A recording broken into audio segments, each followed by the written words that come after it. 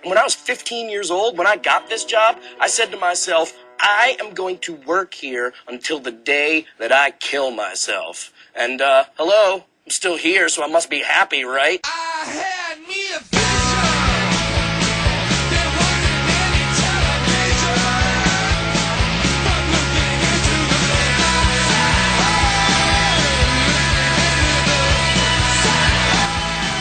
Hey, how's it going, everybody? This is Shaun. And Sarah. And welcome to my future husband's Facebook podcast. It's Padcast, what? Padcast. Pad Thai. Padcast episode 12. I wish it was Pad Thai. I'd love some Pad Thai right some now. Pad Thai would sound pretty good. Well, we got the next big thing. Special guest star Crash the Dog. Get off my beer. Because Asian people eat dogs. No. Yeah. And he's just kind of staring. What do you have to say for yourself, sir? Nothing. Nothing. Nothing. Ugh. Well, it's good. He's a quiet dog, actually. He's pretty quiet most of the time. He's a little whiny. That's why I'm holding him right now. Yeah. But most of the time, he's pretty quiet. He's not like a barker, No. really. Every once in a great while. He'll kind of growl at the wind sometimes. Yeah, because the wind sucks.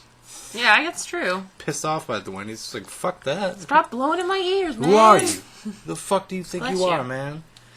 But anyways, yeah. So, Just the three of us hanging just out. the three of us hanging out, recording this podcast. Yeah, it's Padcast number 12. We've done a dozen. Yeah. Next This is a dozen. Next one will be a baker's dozen. I was just going to say Were you that. gonna say that? Oh my god. Beat you to it. Asshole. Stealing all the good jokes over here. You always do. Yeah. And they're not yours. Yeah, you know, I used to have a friend when I was younger. When I was like 15, no, 14 or 15. Mm-hmm. We'd hang out, and like I didn't have cable at the time, or I just didn't watch a lot of TV or something like that. Yeah. But he would just like quote like a lot of those Comedy Central presents things. Yeah. And Comedy Central actually used to have a lot of stand up and stuff. Yeah, I remember. I used to watch Like those every all the Friday time. night and Yeah. stuff. Yeah, they'd have the whole block of it, and he would just quote those and sell it as his own stuff. That's hilarious. And then one time I caught him because he was, and it's kind of like, embarrassing that's to a say. Mitch Hedberg joke. No, man. it was Dane Cook. Because Ew. Dane Cook, like if you remember at the time, like he, in a way, transcended the normal comedy scene, Yeah. and like everybody knew about Dane Cook. Everybody had seen that special or listened to that album Yeah. when it came out. So like, and that's how I got him. I was like, you son of a bitch.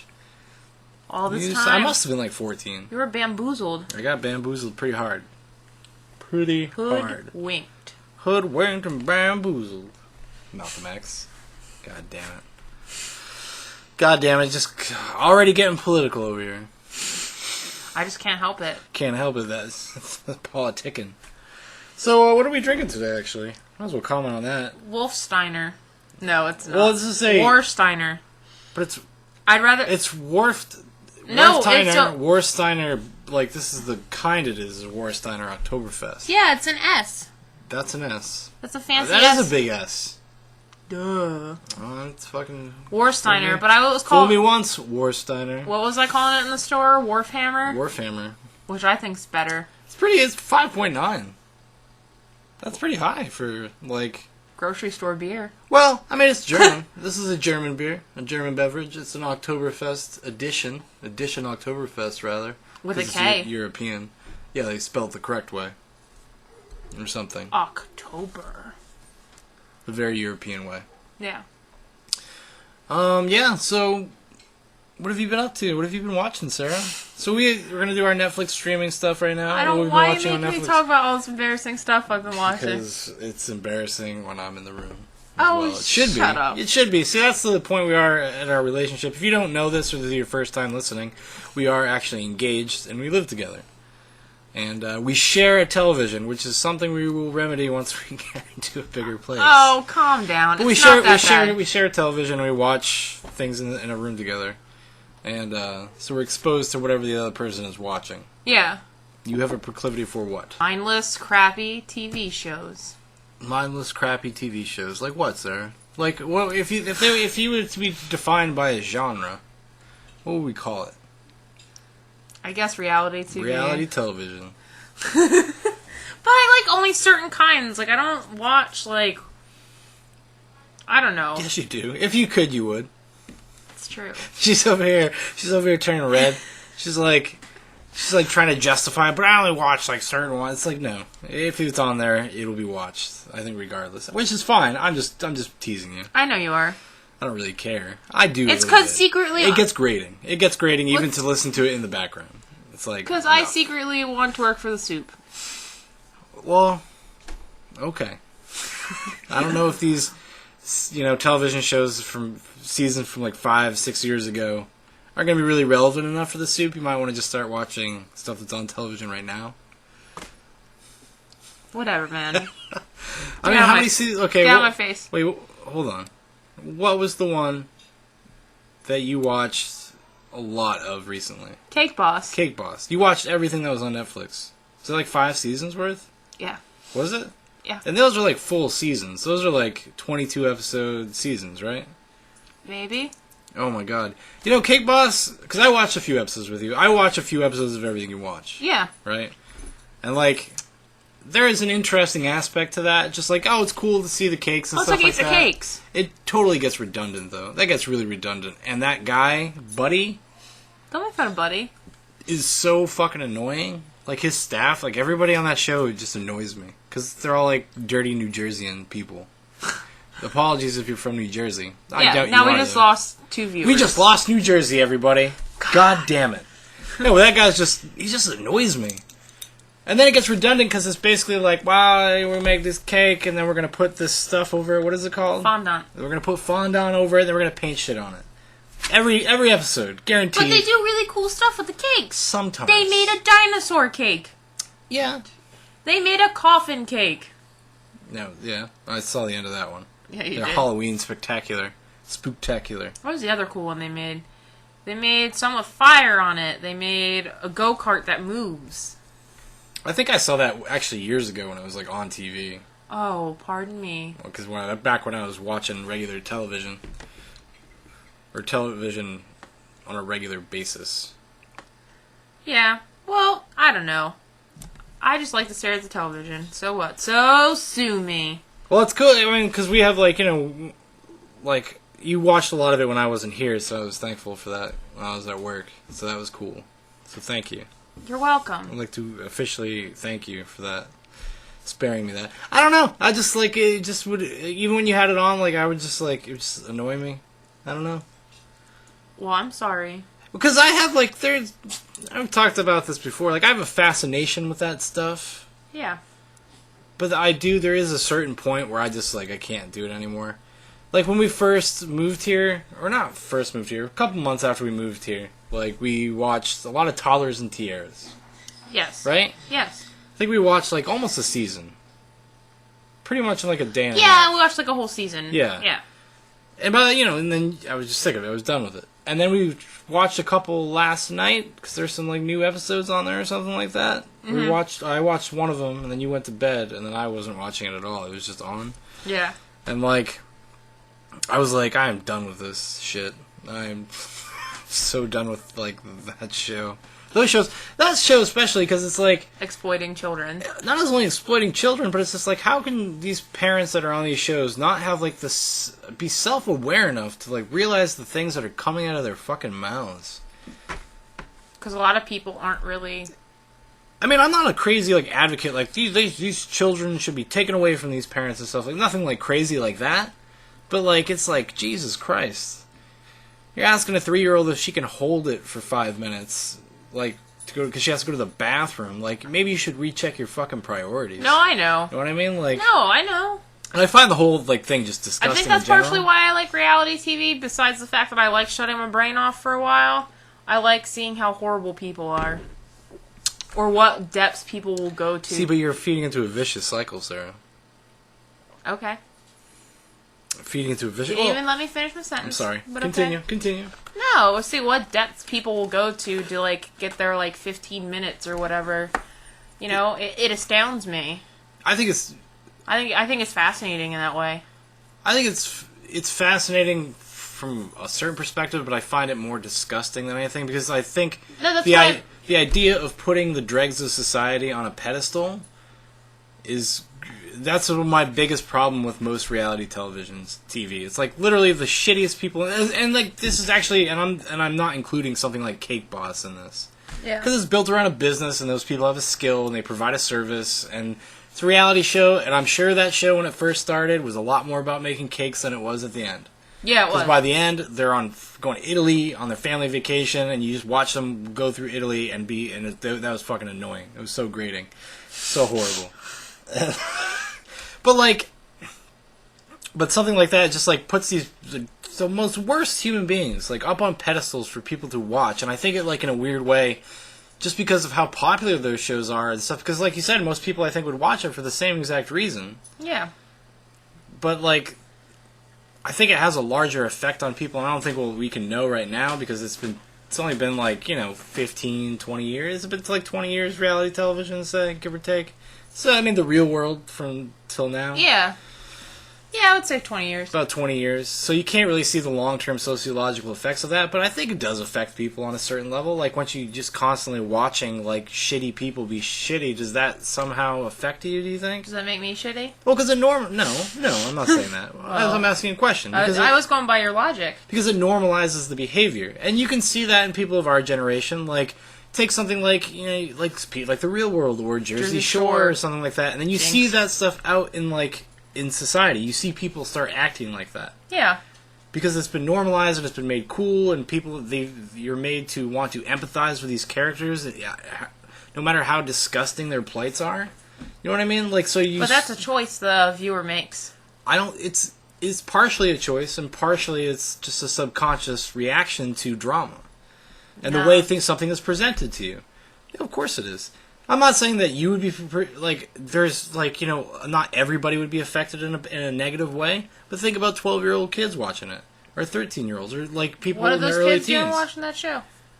Well, how much parental supervision really went on about, what you watched when you were a kid? A lot. Yeah, but you got around it, right? And you still watched pretty much what you wanted to watch. To an extent. It was only a couple things. Yeah. I think The Simpsons. That was banned. I had never seen South Park until we started dating. Yeah, I mean, those things were... I remember I couldn't watch The Simpsons for a while. I just wasn't allowed to watch that. South Park, I couldn't watch for a while, and then it sort of just became something we watched together as a family. But we're also not completely retarded. So it's not like you're not going to adversely be... It depends on how you're viewing it, I suppose. Like, what lens you're going to view something like that as. Yeah. Like, you watch something like South Park. Is South Park crass and gross and dirty? Yeah, but they also usually make pretty sound points. No, I agree. You know I was just saying, that was... And I wasn't allowed to watch MTV.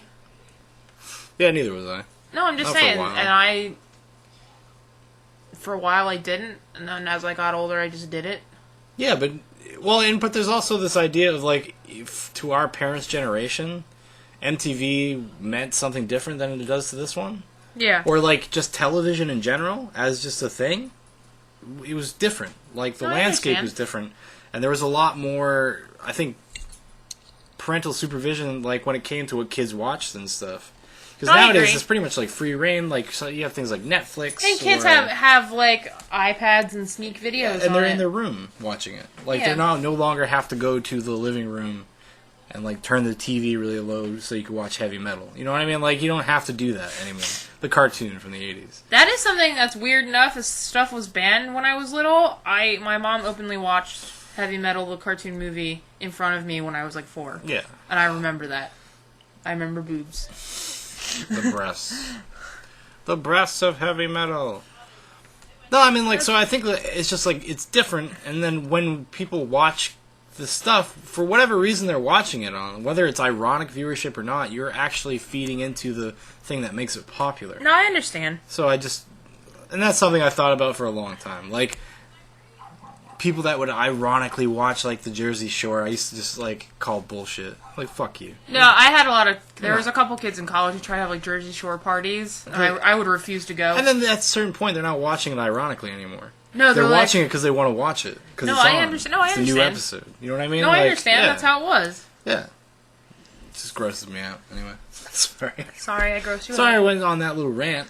Yeah, old man Shaun. Old man Shaun rant. I can't help it. I can't help it. When something like that, it just stares you in the face of being like, this is kind of wrong.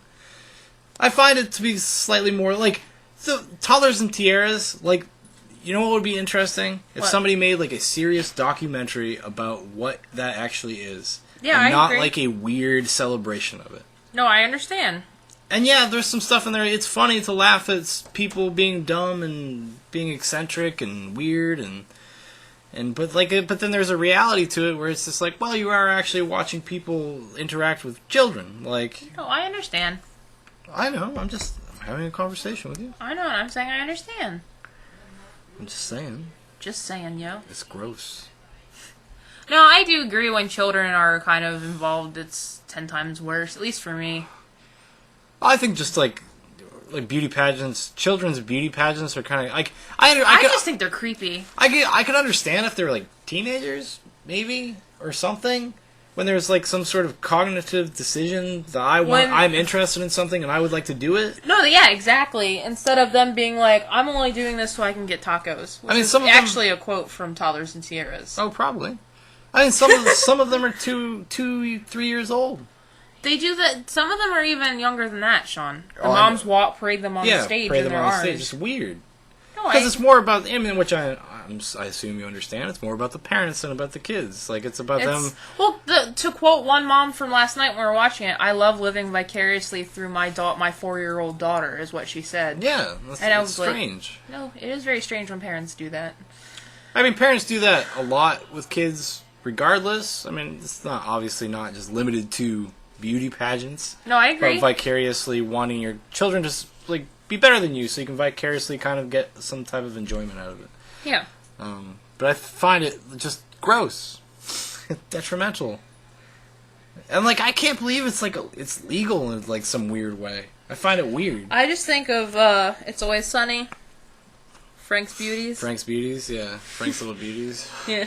That was a pretty good episode, actually. That was pretty funny. Dee gets her little... trains that little girl. Yeah. We're gonna win!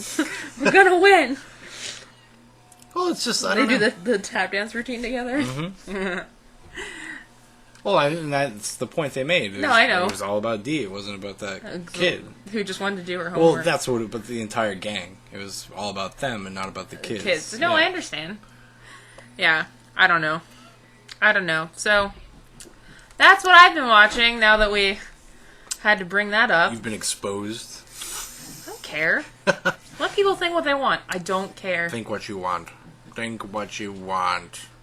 I'm still articulate for right now. Yeah. Actually, I haven't really watched anything on Netflix, actually, myself. I don't think I watched I anything. was clicking through the other day, like, just to find something, and, like, the only two other things that interest me were those, like, there were, like, two, like, kind of documentaries from TLC about just, like, the one with dwarf, the daughter with primordial dwarfism, and then the called the tiniest girl, Yeah. and then the one man with half a body. Yeah. But then I realized I'd seen those, and I was just like, Yeah, because I think those are from, like, 2006. something like that. But, but I didn't really find anything I really wanted to watch on Netflix, especially while you're at work. I'm just kind of like, I mean, there's so many good things to watch on Netflix. There is. And, like, for some reason, like, because there's so many options, like, you talk yourself out of watching a lot of stuff. Because, like, back in the day, when I just had my private movie collection, yeah. I would watch a lot of the same movies over and over again. No, me too. I would watch a lot it makes it just so you have to you make a choice. And I have a fucking huge movie collection, too. So I used to have the same type of existential crisis of, like, I don't know what to watch. No, me too. I sit there and stare at my shelf. Mine pales in comparison to yours, but I had a pretty decent sized movie collection. I'd always watch the same 4, or I'd get in a groove where I'd watch the same, like, rotate between the same, like, 3 or 4. Yeah. And then move on to, like, just the mood movies, I guess. But then, like, there was a few I kind of very rarely watched or never even did. When I was a kid, I used to watch, like, movies, like, over and over and over again. Like, classics and trash. Like, didn't really matter. Yeah. Because I was always, like, showing people the movies. I was always, like, excited to show like, my friends movies. So I ended up watching the same ones a lot. Like, I remember when we, like, stumbled upon, like, Train Spotting. think I watched that like 6 times in like within like a month. I did something like that too with Train Because Spotting. I was showing everybody Train Spotting and how Yeah. cool Train Spotting was. Ugh. Yeah, other movies were like Pulp Fiction was like that. I remember watching Pulp Fiction a lot, like just because Yeah, nobody had seen it. We watched the Tarantino movies a lot because one of my old friends, she was like the bass player when I was in a band. Her and I used to just watch we just watch all the Quentin Tarantino movies because we just fucking loved Quentin Tarantino. Yeah, And Pulp Fiction was one of them. I was actually Mia Wallace for Halloween one year. That's right. I watched it a ton. what do you think is the weirdest movie you watched over and over again? Either as a kid or as older. Really? Yeah, what's the weirdest one? We were talking about the other day. Kiss Meets the Phantom. That. And Sgt. Pepper. I watched when I was like, I'd say between the ages of 5 and 12. I would watch Kiss Meets the Phantom, which is a movie set in an amusement park where Kiss fights the evil forces, and they have like laser shooting powers with their makeup. Well, obviously, yeah. And then like in and out cutscenes of them performing their music Yeah. with really like cheesy, horrible 80s acting. And then the other one was the make of the Sgt. Pepper's Lonely Hearts Club Band movie. Or the Bee Gees. Yeah, where the Bee Gees, Peter Frampton, Alice Cooper, Steve Martin. Yeah. Steve Martin sings Maxwell Silverhammer. It was a star-studded extravaganza. George Burns as the mayor. Who else is in that? There's a couple other people, but Aerosmith. They sing "Come Yeah, that's Together." right, They're the main bad guys. Well, that's where their cover is from, isn't it? Come Together, yeah. Yeah, it's from that movie. Yeah, it's one of the last performances. Alice Cooper sings "Because the World Is Round." Because it's really weird. Yeah, I've always wanted to recheck. I saw it when I was like super young. I don't. Yeah, really remember Billy it. Preston's in it too. I don't know, but I would watch that movie like over and like. Upon looking back, it's like I understand because it's like Beatles music and Kiss music. It's like stuff I grew up around. But those are really bad, weird movies. It's Yeah, but just like when you're a kid, you don't have an awareness of that. Yeah, I know, You but what I'm just looking back. I guess that's my answer as a kid. As an adult or a teenager. or a teenager, I don't know. What about you? I'll have you answer while I think. I have one that's probably you could like. What? You could guess. I used to watch Army of Darkness. Oh yeah, all that's the not time. weird though. All the time. It's a weird little cult like horror movie. Like it's Army of Darkness it's a niche. Like not people have not just with open arms embraced that series. But like Army of Darkness for whatever reason, it was the first one I saw of the Evil Dead trilogy. I think me too. Greg showed me that. Yeah, and I used to watch it all the time. I was just like so into that movie. And then another one, really weird one was like Cape Fear. Oh really? Just watch Cape Fear all the time. That is a weird one. Like the one with Robert De Niro, the remake. The Martin Scorsese one? I think the movie I've seen the most is The Usual Suspects. That's my favorite movie, but I don't think that's a weird one to watch over and over again, because you learn something new about it every time. To a degree. To a degree. There's a limitation. By a certain point, you're like, I've seen it all. Oh, shush. No, I like that movie a lot, too. That's really one of the better I watched that a lot. thrillers. I watched The Quiet Man a lot. I watch it every St. Patrick's Day now, but I used to watch it, like, non St. Patrick's Day. Yeah. Oh, that's when I was a kid. I actually used to watch Quiet Man a lot. But I don't know. Like I watched like Dreams a lot too. Kurosawa's Dreams, one of my favorite movies. There was like 2 months solid. I watched it like every other day. Yeah. Because it's so pretty. But I can't really put my finger on. You know, I went through a phase when I was a little kid. I watched like Robin Hood, Prince of Thieves, like every day. Like when I was I'm trying to think how young I was. I was probably like 8 or 9. Did maybe? you just want to be Robin Hood, or did you want to be Kevin Costner? Probably Robin Hood. Good answer. I used to watch that. I used to watch Batman, the Tim Burton's first Batman. Yeah, a I lot. watched that a lot. The Ninja Turtles movie a lot. Yeah, I watched that a lot. Well, it's because because I even went and saw them live. That was awesome. Yeah, I never got to do that. Well, like, you know, because it's like I said before, when you have limited options, like, especially back when we were kids, like, we're of that, probably the last generation that's going to understand, like, limited viewing experiences. You know what I mean? Like, people weren't just buying movies every day. Like, movies were kind of expensive. Yeah, the cassettes. Yeah. Like, especially if VHS? you think about inflation-wise. Like, when VHS would come out and it was $30, Yeah. that's a lot. That was a lot of money. You know what I mean? Yeah. I remember being, like, really... Like, my dad bought Total Recall. And I had to sneak watch that. I did. It was awesome. I love Total Recall. But, That's been a while since I've seen that. I used to watch Total Recall a lot, too, actually. Do you know the only tape I ever wore out as a kid? Mary Poppins. Mary Poppins, eh? I wore the tape out. My mom had to buy a new copy of Mary Poppins because I just watched that and Goofy all the time when I was little. Like any Goofy cartoon, like classic Goofy, was that Mary Poppins. I used to watch... And The Little Mermaid. What did I wear out the tape on? I wore out the tape on a taped tape, Yeah. VHS tape, of episodes of Cops. You were such a weird kid. I really was. I had just like a weird fucking... We used to watch Cops a lot, like, though. you know, you're talking to somebody that when they were like 11 years old, like, loved Citizen Kane. Like, Ew. Like, it was like, when I saw that movie, it like changed my life. Like, that's the kind of, like, I'm just like... I mean, if you see my collection, I have a pretty eclectic, like, collection of movies. From, like, varying from, like, classics to, like, terrible fucking, like, obscure movies. No, I know. And, like... Yeah. But I've always been like that, ever since I was a little kid. What was the first movie you ever bought? Like with my own money? Yeah. I think Legend of Drunken Master. Legend of Drunken Master? Jackie Chan movie. I think that was the first DVD that I bought that wasn't, like, given to me, or, like...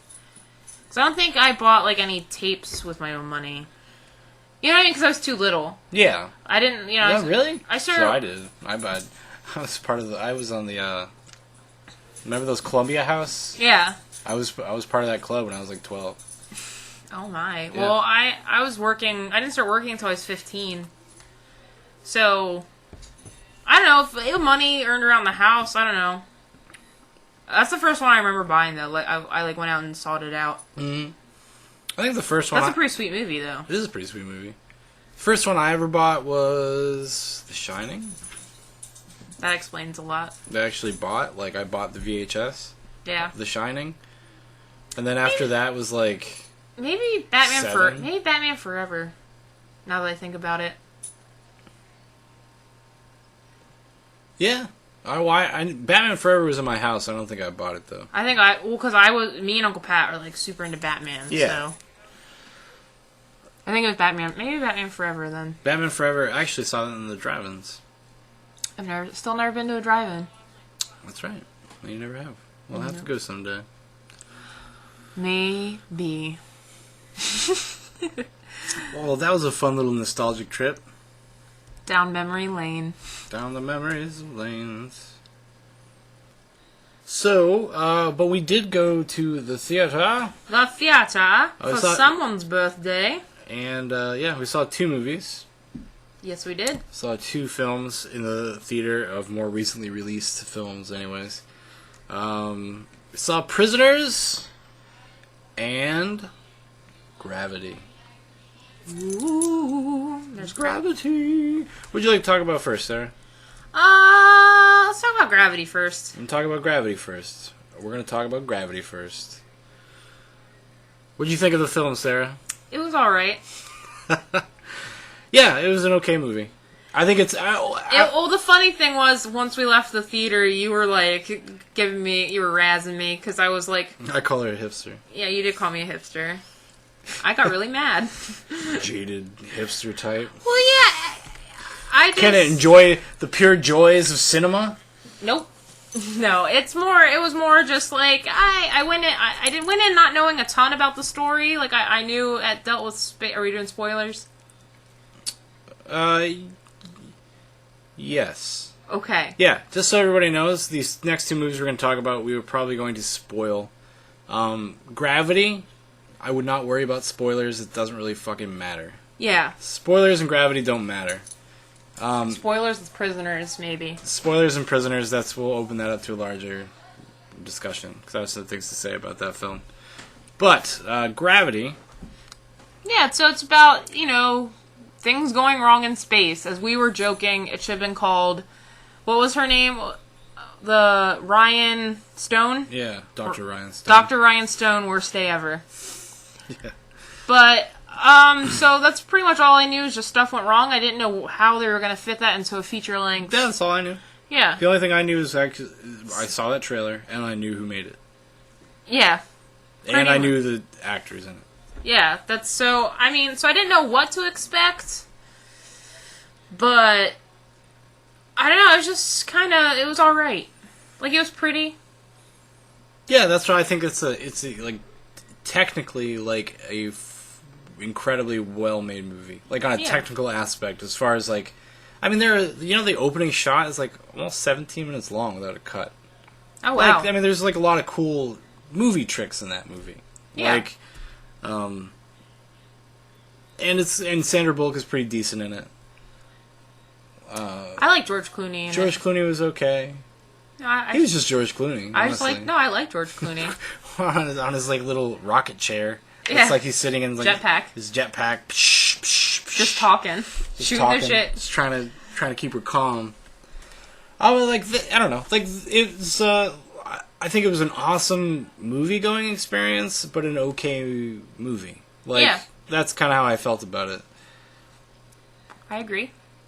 And, like, what did you, like, you know, because it has all, like, the subtext, like, because her character arc is all about rebirth and the idea of gravity and being grounded, because she's kind of floating in her life at that point in her life. Just going to work. You know, because they sprinkle all these little things, and then she had a tragedy with her daughter dying, and that kind of untethered her, if you will. Like, it's supposed to, you know, correlate to what's going on in the movie. It's like where her life was at. And this is about her basically being reborn as a strong person and getting back out into the world, like re-embracing the idea of being alive, I suppose. Yeah. And stop being so lethargic and whatever. Because she is actually, I'll say, there's like a nice through line there, because if you like pay attention, and this is only something you realize in hindsight, I suppose, but like in the beginning of the movie, before all the shit goes wrong and stuff, like, she's really apathetic. She doesn't really care. Yeah. And so there is that. Like, there is a character through line. I guess my thought about it was, like, did it really need that? Like, did it even really need the character journey? Like, her arc? No. It would have been enough just to have her, I need to get out alive. I need to go back to Earth. Actually, it might have arguably been more entertaining if she was, like, just a person just desperately trying to survive, instead of being... Because there's a hint of, like, melancholy in this movie. Yeah. And, like, it can even kind of feel like a downer at times. Yeah. I suppose. I never really felt like it was a downer. Well, it's weird because you're very emotionally detached. Yeah. And the reason why I think, like, maybe the movie didn't need, like, her emotional arc is because it's only, like, a 90-minute movie. And it's just her really going short. through one series of bad events to the next series of bad events. Really, with no real time for characterization. I think they did a decent job for the time that they did spend building her character. But I don't know if it really mattered. Because still wasn't enough time for me to get to know her in a way, or invest in other than, the only thing I was invested in is, like, I hope you make it out alive. That's it. Yeah, because being stuck in space would be fucking terrifying. Oh, yeah. I mean, there's some amazing, like, camera work and stuff in that movie. Like, when she's first, like, untethered and she's, like, spinning in space. And I felt so dizzy. Yeah, they did a really good job with that, like, some of that stuff. Like, really putting you in her, like, POV. But, like, and then there's other times, though, it kind of just looked like a video game. Yeah. Like, it looked literally like a video game I've played. Do you know what the scariest like Bioshock Infinite or something like that, where you see hands and they're moving crawling around and stuff. Well, it was kind of cool to see that in a movie. But do you know what the scariest part to me was? What? When she had to get away from that fire. There was, like, a fire in one of the... Oh, in one of the... satellites, and she had to, like, close the doors behind her and get away from the burning... Yeah. That's two terrifying things. I'm shit out of luck in outer space, which is a terrifying concept to me personally, at least. You know, I would never go into space. I would just have a panic attack the whole time. It'd be terrible. Space is for the Martians. Astronauts. And rocks. Mm-hmm. And then, so not only that, but you're in something that's about to combust. And, like, incinerate. Well, that's like the whole... I was just like... It's like the whole movie, you're like, man, this lady just cannot catch a break. I know, it's why it should be called Worst Day Ever. Yeah. But the funny thing about a movie like this, like, I did enjoy it. Like, I liked the movie. Yeah, it was. I don't know if I would buy it, though, honestly. I would Really? buy it if there is a comprehensive making of. I would love to see that. That's way I was more gonna say, interesting you'll buy than- it if the special features are awesome, Yes, I bet. I will. But I think watching that at home is not going to do anything for me. Because now that I've seen it, like... And now that our big TV is dead. And now that I'm rocking a 17-inch right now, it's fucking depressing as shit. But anyways... It'll get fixed. But I mean, like, I think a big part of what makes that movie work is actually seeing it on a big screen. No, I agree.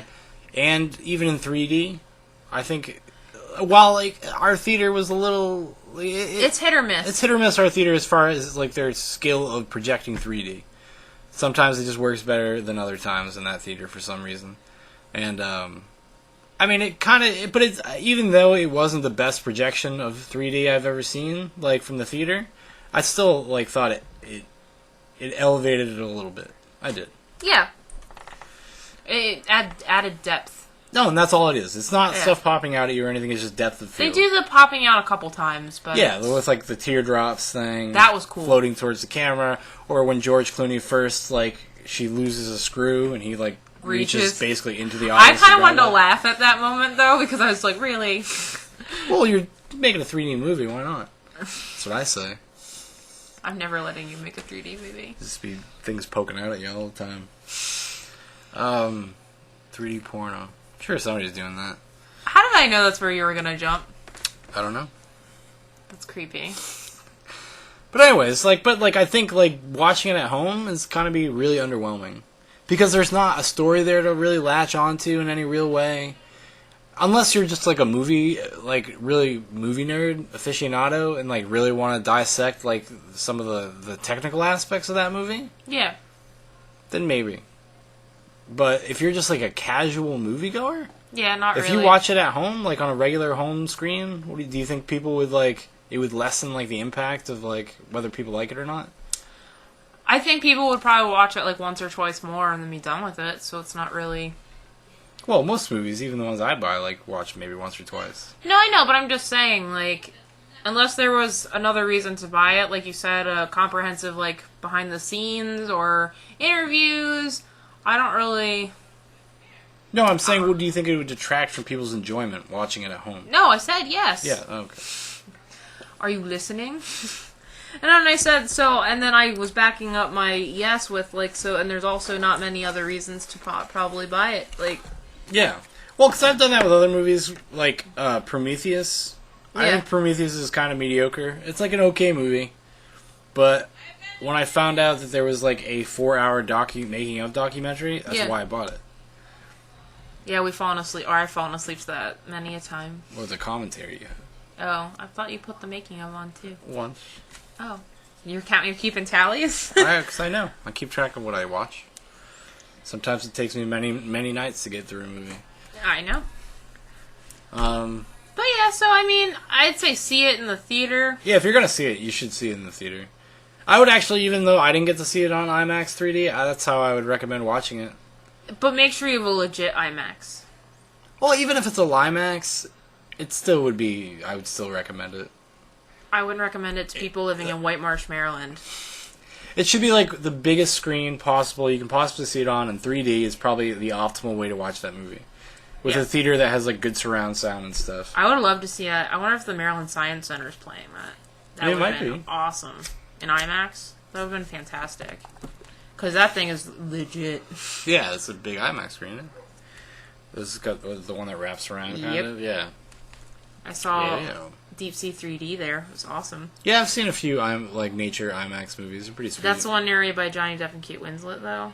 So you just listen to, like, soothing Johnny Depp and Kate Winslet talk about sea creatures. Oh, And the mantis shrimp is in it. oh my. No. But that's how, yeah, I agree with you. So I don't know.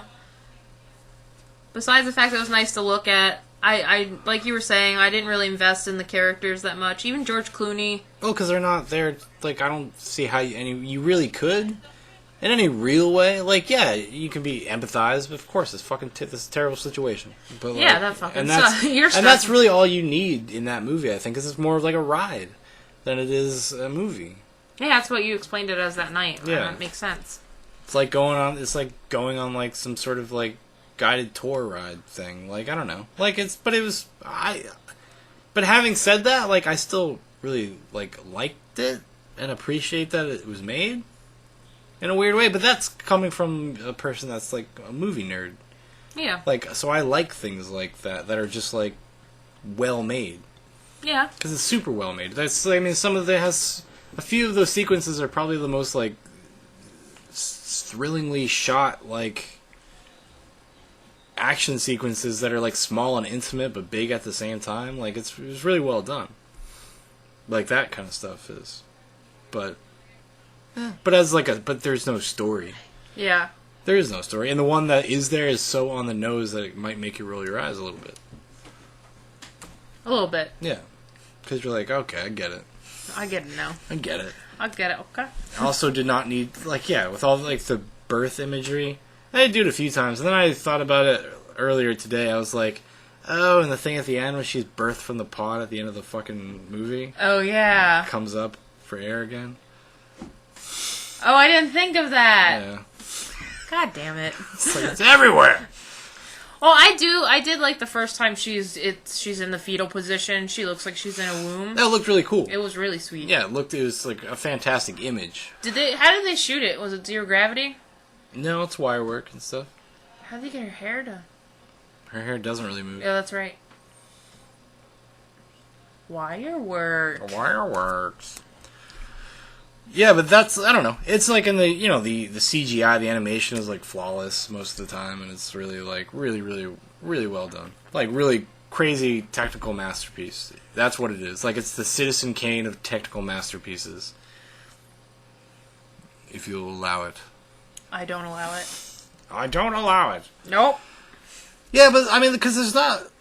I mean, beyond that, like what we have already said, there's really not a lot to say about Gravity. Nope. For once, I'm okay with not saying. It's okay for me to not be saying much. I mean, like, I think if I was more like knowledgeable about like certain like specific filmmaking aspects, like, you could talk about that kind of stuff, but like, Or space. or even outer space, what's his name? Neil deGrasse Tyson. Yeah, he. What is he? He had a series of tweets called yeah. Myths of Gravity. Yeah. Yeah. I like him. Oh, he's a funny dude. He's smart. And he's really smart. Yeah. Very entertaining. He dances a lot too, which is pretty sweet. Why did you do the Sanford and Son theme? Because that's whenever I think about black people dancing, that's what I think of. That's pretty racist. I don't think it's racist. How's that racist? Come on. It's funny. You're all laughing now. You laughed. I'm not. A big smile on her face. It's not racist, everybody. And if you think it's racist, I'm sorry. I didn't mean it to be racist. Oh my god. But it does, like, that's what I think of, like, there's a dude at work who's, like, probably my age, maybe a little bit younger, but really, like, comes off just like an old black man. That's awesome. So whenever I see him, and he's always, like kind of dancing and stuff, and, like, singing rap songs to himself. You just hear the Sanford and Son? So I just hear the Sanford and Son theme in my head. Like, and it usually matches what he's doing. How do you not laugh out loud when you watch him? Just because, I don't know. Because you do it so many times. I mean, now it's just like an automated response. I would just be smirking, and he'd probably think I was a weirdo sitting in the corner.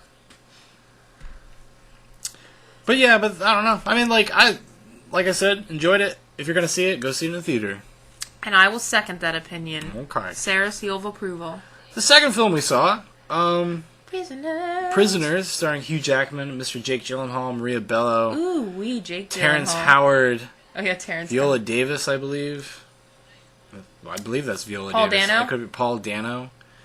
Who's fantastic. What's her name? Oh, I can't remember her name. I don't know. Actress. Insert name here. She plays Paul Dano's, like, caretaker. She's a really good actress, but Paul Dano is always fantastic to me. I don't really. You know what movie I don't really like Paul Dano in? What? Little Miss Sunshine. Oh, don't. No. I'm sorry. That's my when I'm sad movie. I watch that movie. Yeah, but do you watch it because of Paul Dano? I like him in it. I want to steal his wall hanging. Listen.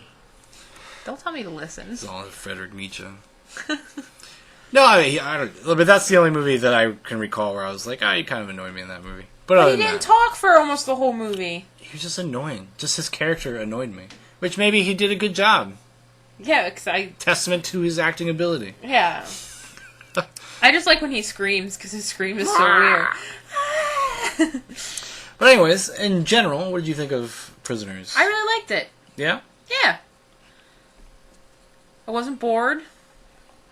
And I think the story was compelling. I mean, towards the end, it kind of teetered off, but I think overall it was good, and the way they portrayed the characters, because I'm trying not to spoil it yet, because we didn't announce that.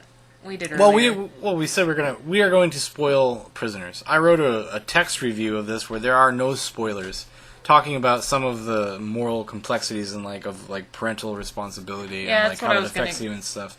And but we're going to talk more about that now. This is going to be spoiler. We're going to open it up because I had such a hard time writing that because I didn't want to spoil it. Right. And it's really hard to talk about without spoiling it. It's really hard to talk about without being specific. That movie, actually, it's actually really hard to talk about in that way. Yeah. That's why I was being kind of vague and awkward with my statements. Okay, so what? That's what my biggest problem. I think that movie is almost like a really great movie until the last 20 minutes, and then almost retroactively ruins that movie. How? How? Yeah. The fact that the detective actually does not solve the case, he stumbles on it. He stumbles on the villain. Do you know who solves the case? Hugh Jackman.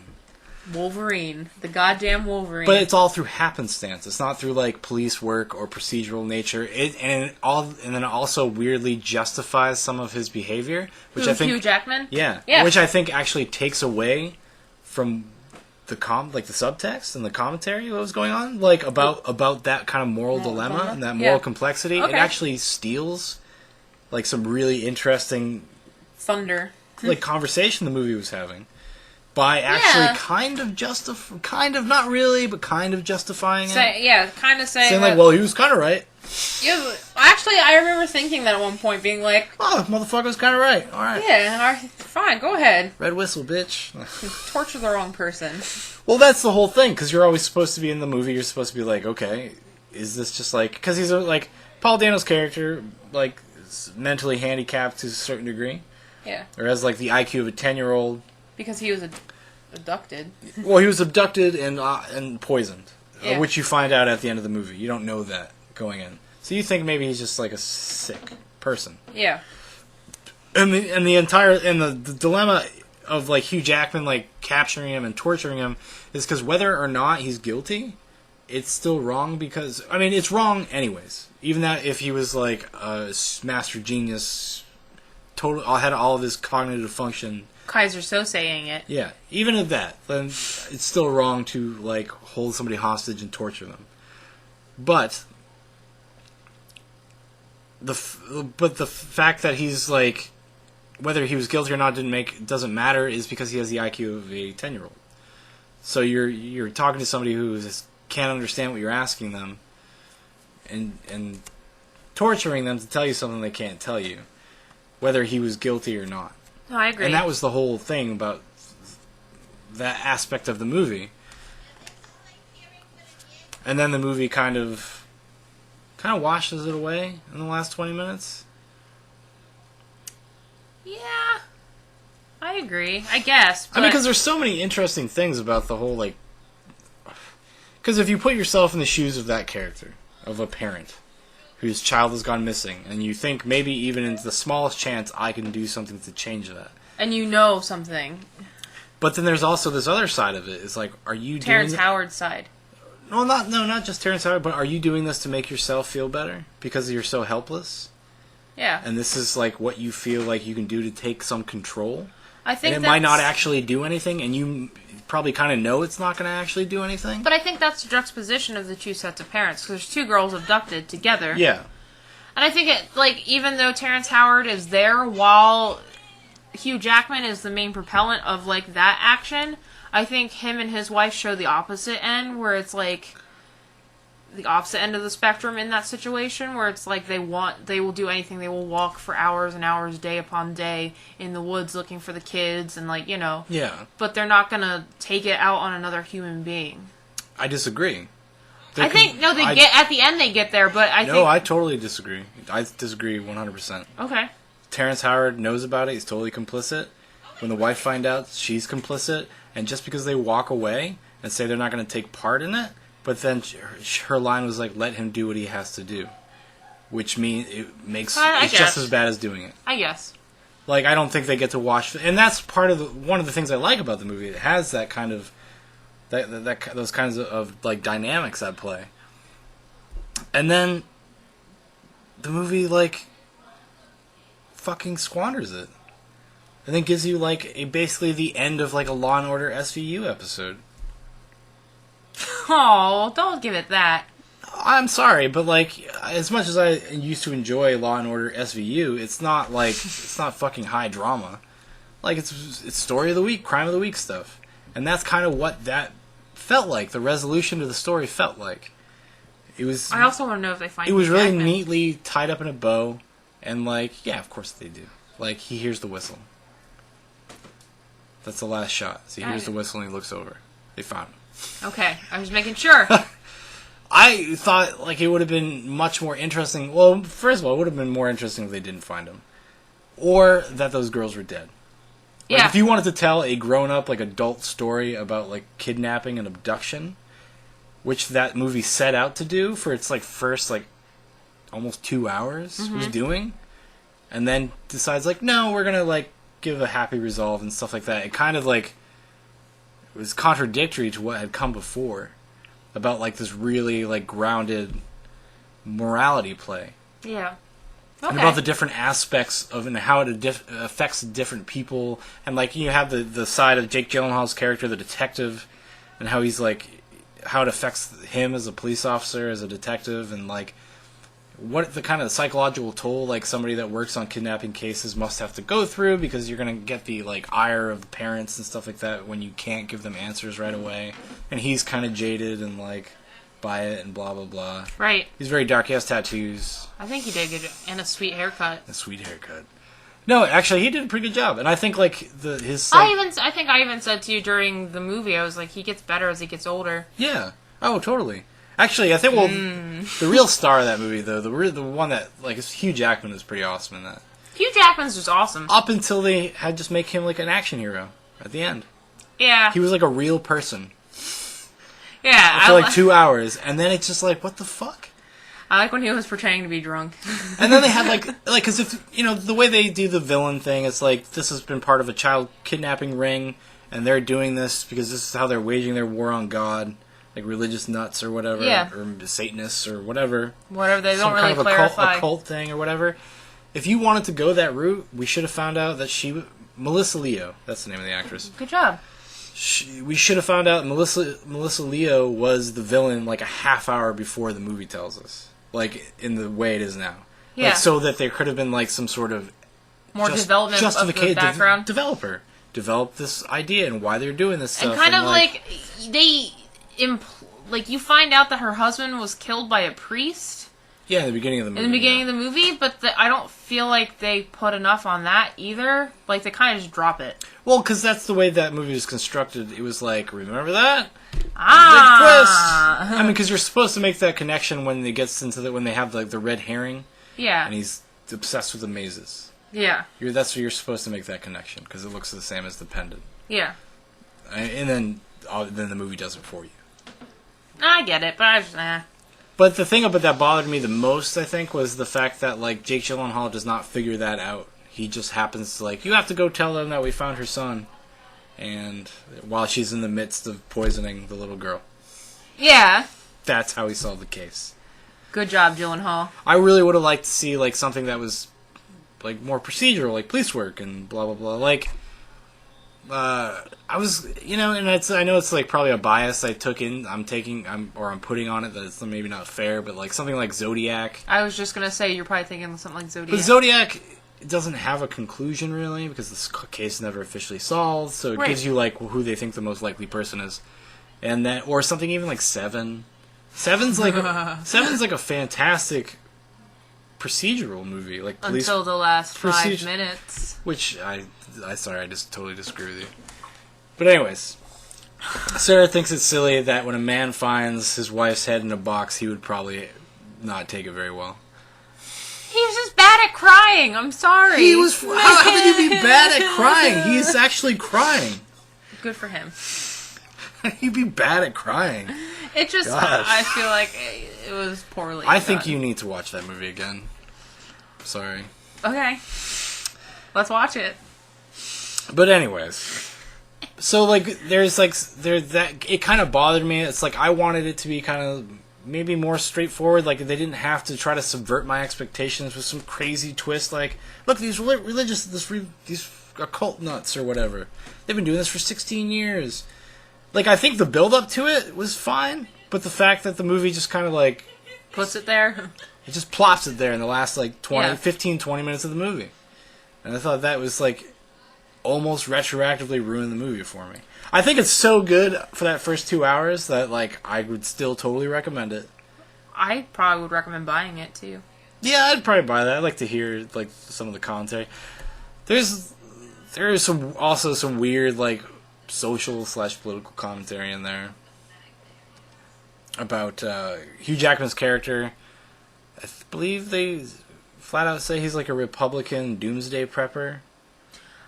I don't think they say that. Yes, They do. don't call him a Republican doomsday. I know. I think they make a reference to him. He references himself as a Republican Oh, I don't remember at that. one point, I don't remember that, but and I then do. they show you that he has like a fallout shelter Yeah, full of food and supplies. yeah.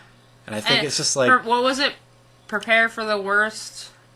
yeah, hope for the best, prepare for the worst. Yeah, It's like this mantra his father told him, yeah. and that was kind of like, and that's also feeds into why he feels so helpless about he can't actually save his daughter, Right.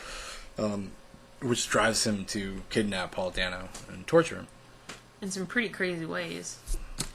But he never goes all the way, though. You could like that's what I actually really loved about that. That performance is super subtle. It's actually like like it's all played in his eyes and like stuff like that. Because even when he's like really angry and stuff like that, you see like the doubt in his face about what he's doing, like, coming to terms with what he's actually doing in the moment. Like I was really impressed. You just enjoyed staring into Hugh Jackman's eyes. Well, I always do that. Yeah. I mean, duh. Duh. Duh. No, but like I thought that was weird. It was like a weird imposition, and then it's kind of like saying, and then they had like Terrence Howard and Viola Davis, the other parents, and they're like the yuppie liberals, Yeah. and like yeah, they can do bad stuff too, but it would never be their idea. Oh, I never thought about the movie in that way. No, that's like sidebar, like because it's in there, But it's not. but I felt like it was just awkward. I was like, what the fuck's the point of that? And the name's character, the Paul Dano's character is Alex Jones. I found Alex out. Jones is like, I'm guarantee you that was on purpose. I think That was that's pretty so funny. fucking on purpose. I thought it was pretty funny though that Alex Jones has the IQ of a 10-year-old. Well, I was like, For those of you who don't know, you should Google Alex Jones. He's like I guess a radio host, whatever Yeah. you want to call him. And he's very into like conspiracies and he has actually a lot of good information, but there's also a lot of crazy shit. So you got to take it for what it is. Just like everything, honestly. Just like you watch the regular news, there's probably some good information on there, but you got to take everything with a grain of salt to a certain degree. But the connection between like having Alex Jones and then like this doomsday prepper Republican and like these yuppie liberals, like it was like, oh, okay. I was like, that's a really weird movie. Like, because it doesn't, like, make any larger point with it. It just kind of has it there. Other than, like, you can infer that, like, oh, prepared Republicans are more prone to violence. Sure. I guess. I mean, that's kind of, like, what you could take from that. I guess, You but could. I didn't think of the movie in that way, so I need more time to sit with it in that No, way. I didn't think of the whole movie that way. I just thought of aspects of it, because they don't No, reveal, I didn't say like, the whole movie. Yeah. I did say the whole movie, but what I meant was I didn't think of any part of the movie. I just kind of... I just always notice stuff like that. I know Just you do. For whatever weird reason, like, just, like, it stuck out. Like, it just stuck out to me. Like, because I even felt like it broke up the flow of the movie. Because, like... It was there. The reason why the scene is there, like they go into the fallout shelter, is so Jake Gyllenhaal can see that he has lye in his basement, which is what a lot of people use when they want to bury a body. They cover it with the gravesite with lye. Oh, hell yeah. So that's why it had that. That's why that scene was there. Do you know what so else the you other use the lye for? the commentary about the soap. Yeah, let's say soap. Maybe he's just gonna make some soap, man. No, but the commentary, like, so, like, he could have just saw the lye outside, or like she could have just taken him to the basement. Like, I don't understand what was the point. I mean, I understand that the character mantra was like always be prepared. Now he's a Boy Scout. Yeah, he probably was a Boy Scout, master hunter. Also, they had like some odd like little things about hunting and the morality of it. Yeah. It's spoken by the kids.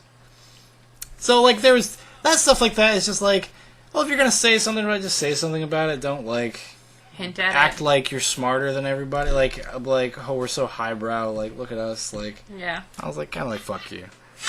But it didn't really bother me though. I just noticed. I thought it was kind of funny. Yeah. But I mean, overall though, like I actually really enjoyed it. I really liked it. I don't know. I want to watch it again, actually. Yeah. When it comes out on DVD. Yeah, because we're not paying another $20. Another $100 million. Give us $100. Well, like, and I think it did okay. And I don't think I really enjoy that genre, those kind of movies, like No, me too. police thrillers and stuff. I would probably say it's probably one of my top genres if people ask me. Yeah, I think like one of the biggest disappointments of the past couple of years was David Fincher's the Girl with the Dragon Tattoo.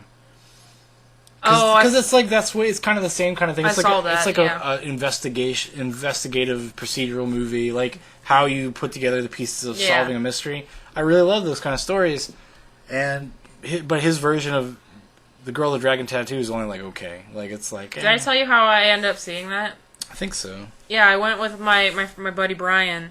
We went to the theater. We went to go see, I think Tinker Tailor Soldier Spy. But it was not released for another week. Oh. And Brian messed that up. So we were already at the theater. So we're like, all right, what's playing next? And we're like, The Girl with the Dragon Tattoo. That would be funny. Let's go see that. But it was like 10 o'clock at night. Why would you think it would be funny? No, just because it was just like, all right, whatever. Because I didn't know anything about it. Oh, okay. I just knew it was supposed to be really twisted. That's like all I knew. I didn't know anything about that movie going into it. So I went in and it was like 10 o'clock at night and we didn't know how long of a movie it was. And it's like 3 hours. 3 hours. So we were like, I had to work early in the morning the next day and I was just like, I hate you, Brian. And it was okay. But it was just like, and then like Brian was like, oh, my mom wanted to see this movie. Good thing I didn't see this with my mom when she came into town because of the... Well, that's another movie where like first like 2 hours are really compelling, and then it just kind of like sinks into just mystery of the week types pulp stuff. Yeah. Which is not David Fincher's fault. Like that's just the story's fault because that's the story. Because I had seen the Swedish like movie, and I've seen like that, and then the other two movies before I had seen the new one. Okay. So I was just actually going to see that more just because I like David Fincher. Yeah. But yeah, I remember being really I was kind of like just bummed that was not. He didn't elevate the material and just kind of stuck to what was already there. But anyways, David Fincher is actually probably the best. He's made some of the best like police like thrillers I think ever. And I know you feel differently, but I think Seven and like Zodiac. I love Seven until that last bit. You're ridiculous. No empathy this one. I really don't have empathy. See, that's what you get when you watch Nothing But Cake Boss. Oh, shit. And Toddlers and Tiaras. You forget how to care. I wish you all could see the look I'm giving him right now. Humor joke. Uh-huh. America. America. I don't know, like, yeah, like I hope it does well just because I want to see more movies like that in the theater. Because most of it's like more relegated, and I mentioned this briefly in like reviews, like most of these kind of stories are relegated to TV, like nowadays. Like something like Hannibal or The Killing or even Breaking Bad to a certain extent is more like meticulous, like procedural. I keep using that word procedural. I've said it a lot, so I'm going to stop. Type of like genre. That word mystery solving genre. That word is banned. But yeah, I don't know. I liked it. I liked it. I liked it. I liked it. I want to watch it. I can't wait to watch it again. Pretty bummed about the last 20 minutes, but I'm other than sorry. that, maybe they'll have an extended cut. Actually, I wouldn't mind if that movie was 20 minutes longer, because it really didn't feel like I was sitting there for 2.5 hours. I want to make a shirt with your face on it that says that. I wouldn't mind if this movie was 20 minutes longer. Sometimes they need to be 20 minutes longer. Okay? Prisoners is one of them. Okay. Like Zodiac. Zodiac's almost like 3 hours long. It's awesome. I want to watch Zodiac. It's a really good movie. You should. Okay. Maybe I will right now. Right now. Bitch. Alright, everybody. Well, that's going to do it for us today. I'm Shaun. I am Sarah. And this has been My Future Has Been Facefucked, episode 12. 12. Anyways, thanks for listening. Yep. Goodbye. Bye.